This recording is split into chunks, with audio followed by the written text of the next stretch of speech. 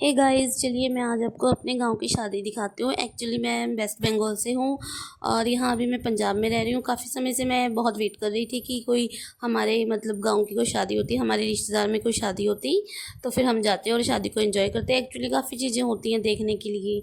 हमें तो वैसे कुछ पता भी नहीं है कि हमारे कल्चर में कैसे कैसे रस्में रिवाज होती हैं, क्योंकि हम काफ़ी टाइम से यहाँ रहते हैं तो हमें इतना मौका नहीं मिलता है कि हम ये सब चीज़ें देख सकें, है ना। तो काफ़ी समय के बाद हमारे परिवार में फाइनली किसी की शादी आई और मेरी मासी के 3 बेटे हैं, उनके अभी बड़े बेटे की शादी थी तो उन्होंने हमें इनवाइट किया था तो हम गए थे। सभी हम हमारी फैमिली पूरी गई थी तो हमने शादी को एंजॉय किया। तो आप देख सकते हैं कि हमारे वेस्ट बंगाल की शादी होती कैसे है, ये कैसा कल्चर है हमारा, कैसे रस्में रिवाजें होती हैं।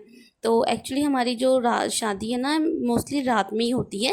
रात में सारे रस्म रिवाजों के साथ तारों की छाँव में शादी संपन्न होती है, जिसमें कि काफ़ी रस्में होती हैं। फेरे की रस्म होती है, सिंदूरदान होता है, और भी बहुत मतलब मंत्र पढ़े जाते हैं पंडित जी के द्वारा। काफ़ी मतलब कस्में ली जाती हैं, जैसे जैसे पंडित जी बताएंगे वैसे वैसे ही दोनों मतलब लड़का और लड़की फॉलो करता है और सारी बातों को मान के भगवान का आशीर्वाद लेता है, अग्नि देवता के सामने अपनी शादी को संपन्न करते हैं।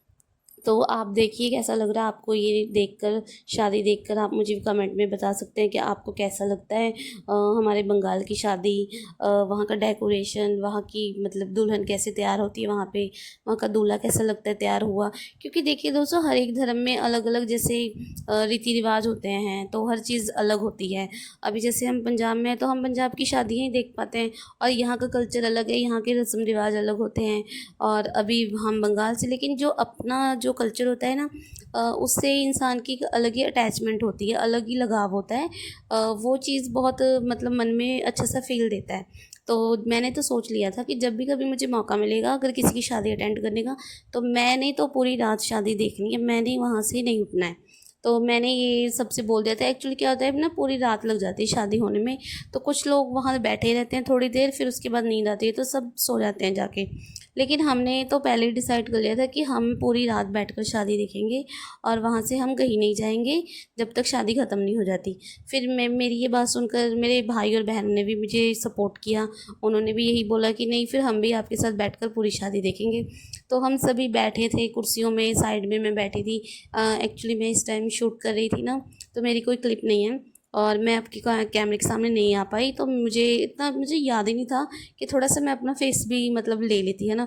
तो चलिए कोई बात नहीं, वैसे तो मेरा मेन मकसद यही था कि मैंने इनकी शादी को शूट करना है, क्योंकि फिर मुझे इस व्लॉग में मैंने आप लोगों के साथ भी शेयर करनी है अपने मतलब कल्चर की शादी रस्म रिवाज ये सब कुछ।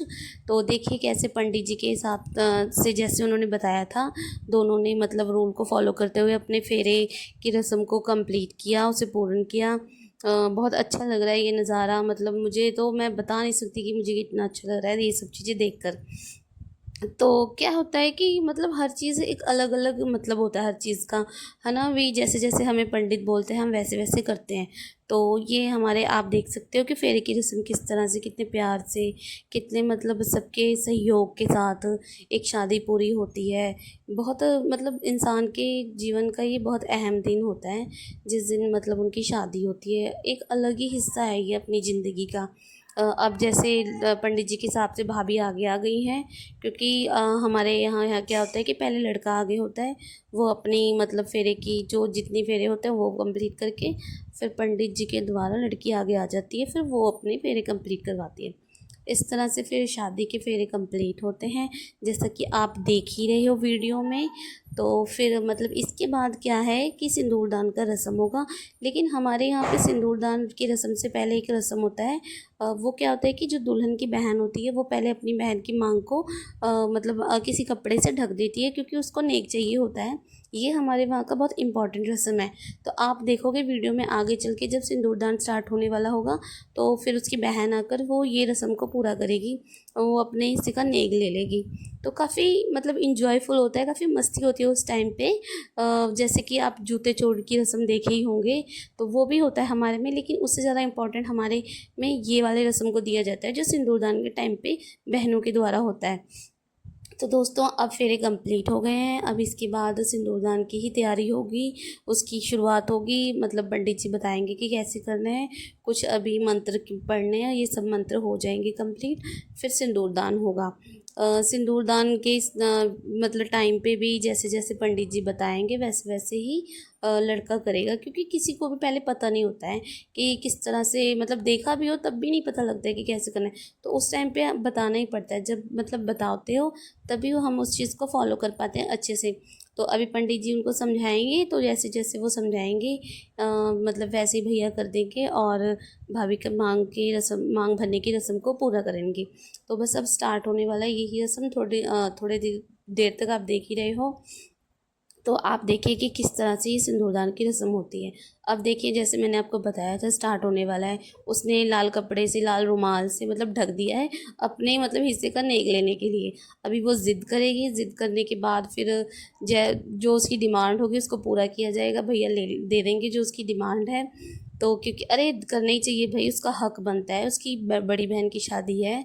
तो ये दिन कौन सा बार बार आता है ना। तो मतलब बहुत अच्छे से इस रस्म को पूरा किया। फिर उसको नेक मतलब अभी दे देंगे, तो फिर वो मतलब परमिशन दे देगी, अलाउड कर देगी कि ले आप मांग भर सकते हैं। ठीक है। तो आप जैसे देख सकते हैं कि मांग कैसे मतलब अभी अब कंप्लीट होने वाला है। अब मांग भरने की मतलब तैयारी शुरू हो गई है। तो पंडित जी बता रहे हैं कैसे कैसे मांग भरना है। उसी तरह से मांग भराई की रस्म भी पूरी हो रही है। तो आप मुझे कमेंट में बताइए कि आपको हमारे वेस्ट बंगाल की शादी देखकर कैसा लगा। आपने पूरे रस्मों रिवाजों के साथ हमारी शादी देखी हमारे उधर की। तो आप मुझे बताइए कि आपको कमेंट में ज़रूर बताइए कि कैसा लगा। अच्छा लगा हो तो वीडियो को लाइक ज़रूर कीजिएगा। चैनल पे पहली बार आए हैं तो चैनल को सब्सक्राइब कर दीजिएगा दोस्तों।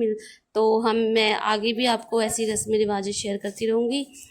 तो ऐसे ही अच्छी अच्छी वीडियो देखने के लिए आप मेरे मतलब चैनल को सब्सक्राइब कर सकते हैं। मैं लगातार कोई ना कोई ऐसी अच्छी इंटरेस्टिंग वीडियोस बनाती रहती हूँ।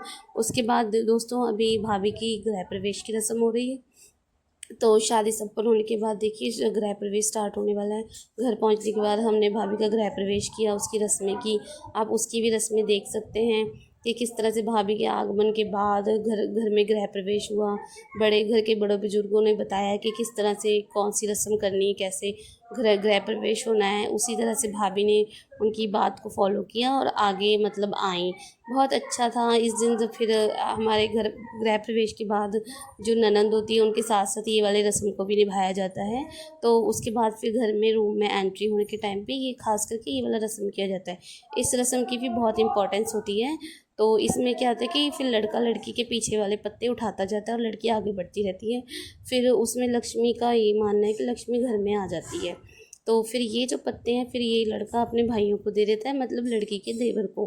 तो लोग काफ़ी खुश थे, शादी संपन्न हो गई, फाइनली भाभी घर आ गई है और फिर ये पत्ते देवर को दे दिए गए हैं। सब बहुत खुश थे। आपको वीडियो देखकर कैसा लगा आप मुझे ज़रूर बताइए कमेंट में।